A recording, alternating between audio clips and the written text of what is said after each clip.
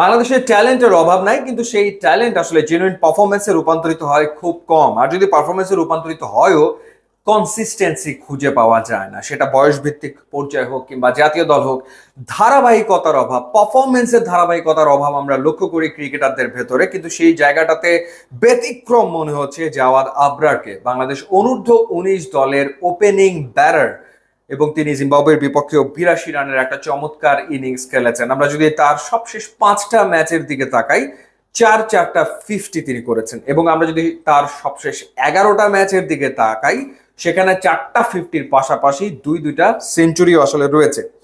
Zimbabwe অনূর্ধ্ব-19 দলের বিপক্ষে 82 রানের ম্যাচ উইনিং নক খেলেছেন। এছাড়া সাউথ আফ্রিকা আন্ডার-19 টিমের বিপক্ষে 68, 57, 70 রানের ইনিংস খেলেছেন।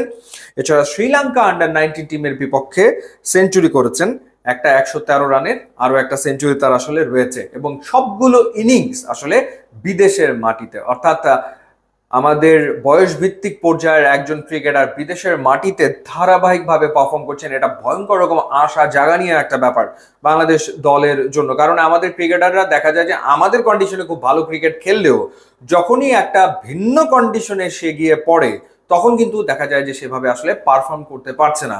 কিন্তু সেই জায়গাটাতে জাওয়াদ আবরার সত্যিকার অর্থে ব্যতিক্রম।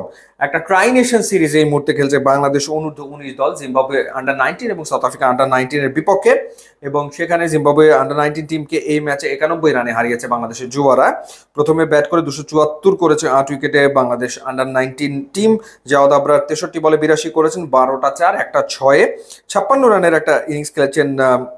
এই ক্ষেত্রে মোহাম্মদ আবদুল্লাহ 65 বলে 56 রান করেছেন এবং পরবর্তী সময়ে 183 রানে অল আউট হয়ে গেছে জিম্বাবুয়ে আন্ডার-19 টিম। 3টা উইকেট নিয়েছেন সামিউল বাশির, এবং সামিউল বাশির আগের ম্যাচে ব্যাটিংয়ে ভালো পারফর্ম করেছেন, যার কারণে বাংলাদেশ 1 উইকেটে হারিয়েছিল সাউথ আফ্রিকাকে। এই ম্যাচে তিনি বোলিংয়ে 3টা উইকেট নিলেন। So plenty of talents Bangladesh অনূর্ধ্ব-19 দলেও কিন্তু বেশ ভালো ট্যালেন্ট রয়েছে, সেটা আমরা আসলে লক্ষ্য করছি। তাদের নার্চার করতে হবে ঠিকঠাক মতো, এবং ডেফিনেটলি তাদেরকে আরো বেশি ম্যাচ খেলার সুযোগ করে দিতে হবে, যেভাবে বিসিবি তাদেরকে এখন করে দিচ্ছে।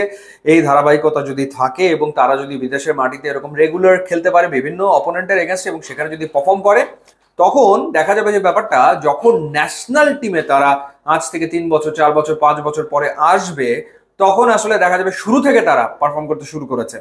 অর্থাৎ তাদেরকে ওই 30 ম্যাচ অপেক্ষা করতে হয়তো হবে না, তারা শুরু থেকে পারফর্ম করবে, যেটা আসলে জরুরি একজন নতুন ক্রিকেটারের জন্য।